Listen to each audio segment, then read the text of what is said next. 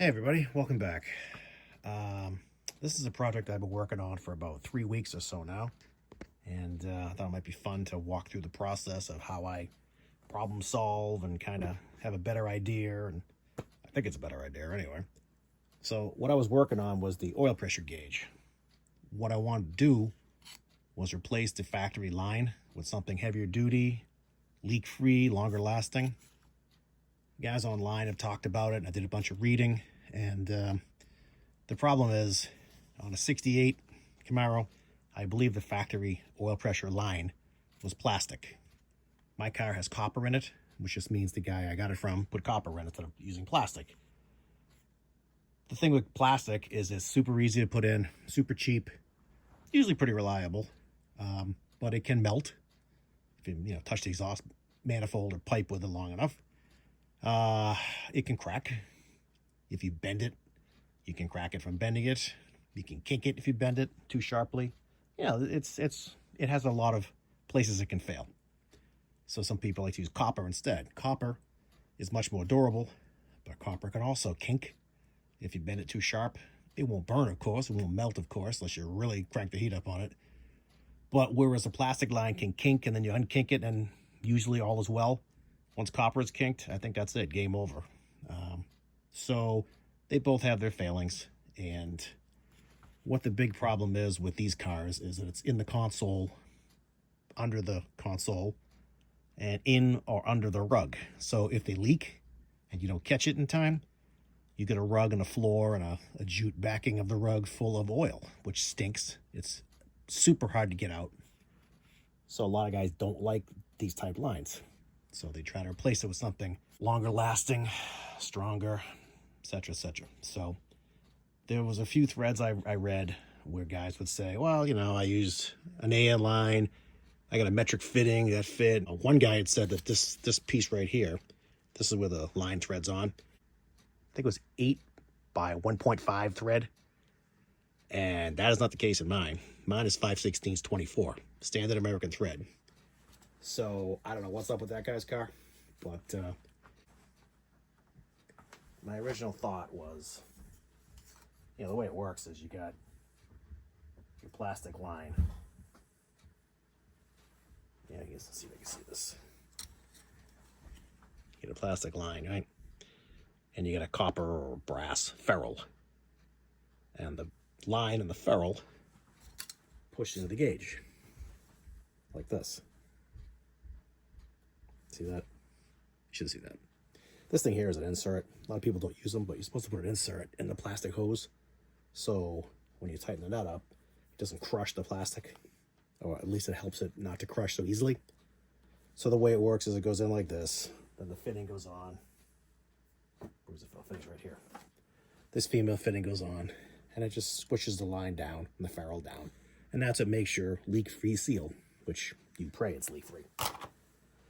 So what I thought was, if I could take a fitting like this, and I could put a conical seat in it, then it would mate up on both sides, and number 3 hose would go to that. I was going to take a brass union and cut it down to size to fit between these two. And I started screwing with it, and I said, wow, this is a pretty precision fit, because say I want this thing to compress as a number, 50 thousandths. I got to make sure when all said and done, this thing's 50 thousand shy of what I want. So when I crank it up, it can't over tighten. And then I said, you know what? There's still 2 places it can leak. I mean, it can leak here, of course, too, but mainly it could leak right between both these surfaces. I didn't like that. So I'm back to the drawing board, and I said, well, what if I was to make a fitting to fit into this fitting, like this, with a 37 degree, this is a 37 degree seat, by the way, with a 37 degree cone seat on it. Now that would go into the gauge, and you lessen the chance for leaking, because I could put some jism around this bronze insert thing, and that would pretty much make it impossible to leak. But then I said, again, you need this fitting union between the two to tie it together. And that has to be a pretty precision fit. So I thought ultimately what would be great is if I had a fitting that would nest into this guy, and there was no place else for it to leak. Now that would be a pretty intricate fitting that is beyond my capability to make, but I did think of a way to do it. I found a bulkhead fitting. This is a number 3 bulkhead fitting. And the way this works is you drill a hole, you know, get my fat fingers out of the way. You drill a hole, you stick this thing in with an O-ring or whatever, gasket, and then you just tighten this nut up, you know, da-da-da-da-da, and that gives you your through fitting, whatever you're doing with it. So line goes on one end, line goes on the other end, and life is wonderful. And it really can't leak because, you know, the seat is here, the seat is there. So whatever this thing goes into, it can't leak. So I thought, okay, well, that gets me closer. Problem with this is it's kind of long.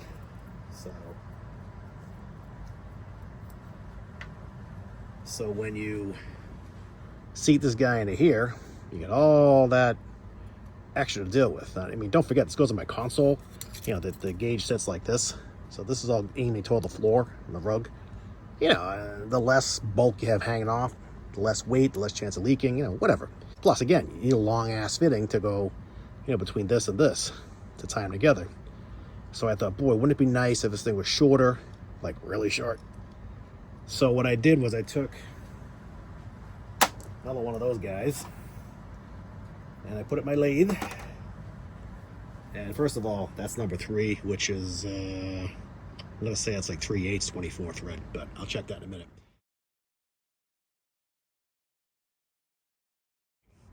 I took one of the bulkhead fittings and I machined it down and ran a die over it to make it 5/16 24 thread. And then I cut a 37-degree conical seat on the end of it. So this guy would interface into here like that.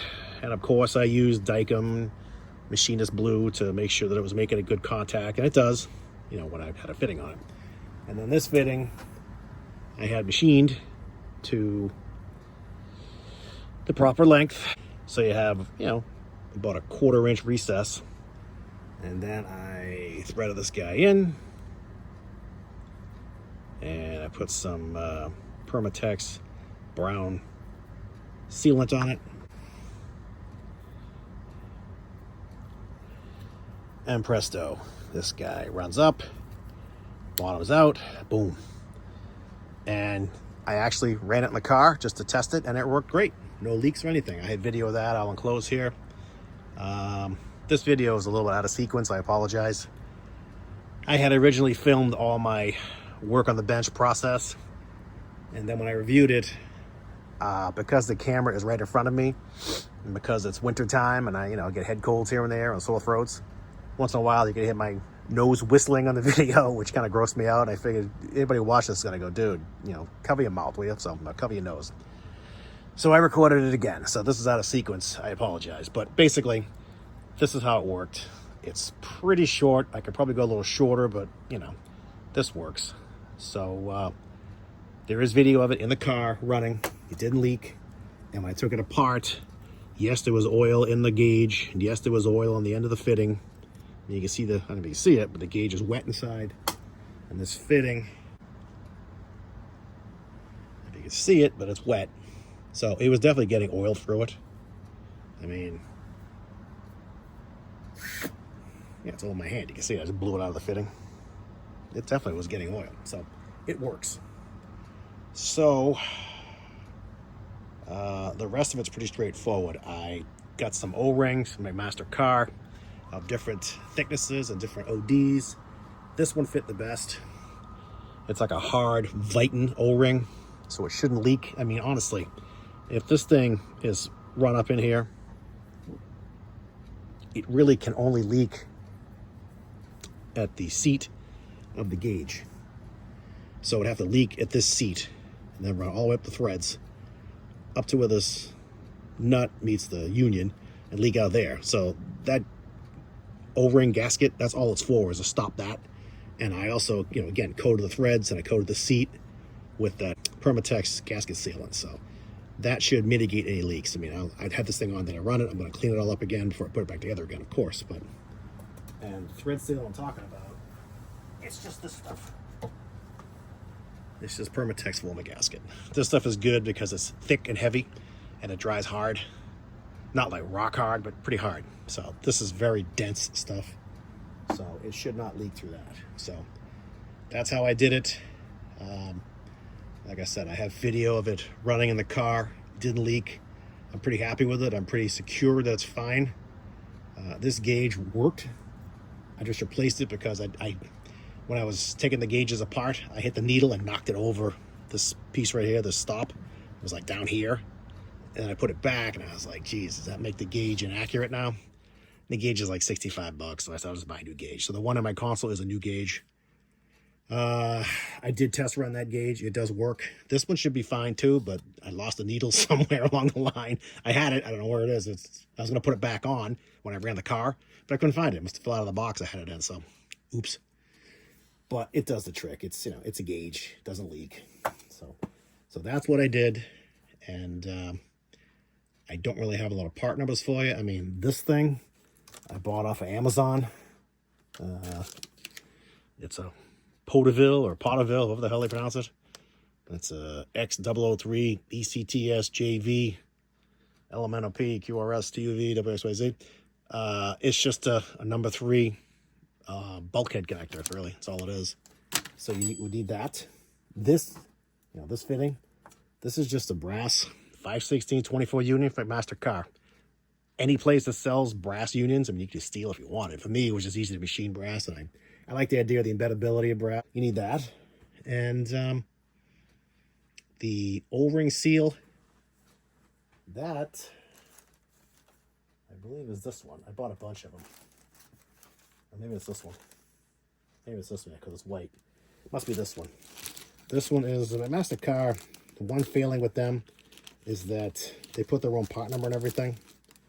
So if you look on the invoice for this, it'll say my master car, X03 2754.99, but it has nothing to do with the actual part. So it says right on it, 568011 PTFE O-ring, 25 pieces per bag.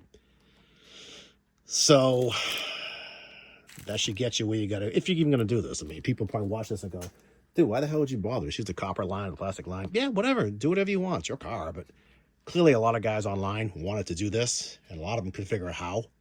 And like 1 or 2 guys I saw did it. They did it with a metric fitting. I don't know why, but whatever.